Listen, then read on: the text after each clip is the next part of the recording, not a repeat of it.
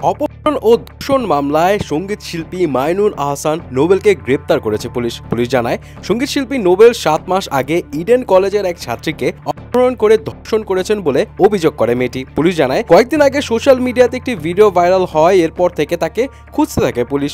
এর মধ্যে মেয়েটির অভিভাবক জরুরি সেবা 999-এ কল করলে সোমবার রাতে 10টায় ড্যামরার আমতলা এলাকার নোবেলের বাসা থেকে তাকে উদ্ধার করা হয়। এটা সত্যি যে একটার ভিডিও সোশ্যাল মিডিয়াতে ব্যাপক ভাইরাল হয়, যে ভিডিওর ক্যাপশনে বলা হয় ভিডিওতে মেয়েকে তাড়া করা ছেলেটি নোবেল। যদিও গণমাধ্যম থেকে এই বিষয়ে নোবেলকে জিজ্ঞেস করা হলে তিনি জানান তিনি ভিডিওটা দেখেননি কোথাও, তাই বলতে পারছেন না এই সম্পর্কে কোনো কথা। ভিডিও দেখে মন্তব্য করবেন বলার পরে আর কোনো ব্যাখ্যা তিনি পরবর্তীতে দেননি। যাই হোক, নোবেল যে এইবারই প্রথম গ্রেফতার হয়েছে এমন না। 2023 সালের 20 মে আরও একবার গ্রেফতার হয়েছিলেন জনপ্রিয় এই সঙ্গীত শিল্পী। টাকা নিয়ে গান গাইতে না যাওয়ার অভিযোগে এক প্রতারণার মামলায় তাকে গ্রেফতার করেছিল ঢাকা মহানগর গোয়েন্দা পুলিশ। এছাড়া বিভিন্ন সময় কনসার্টে তার অশুভ আচরণ প্লাস ব্যক্তিগত নানা আচরণের কারণে বিভিন্ন সময় আলোচিত হন তিনি।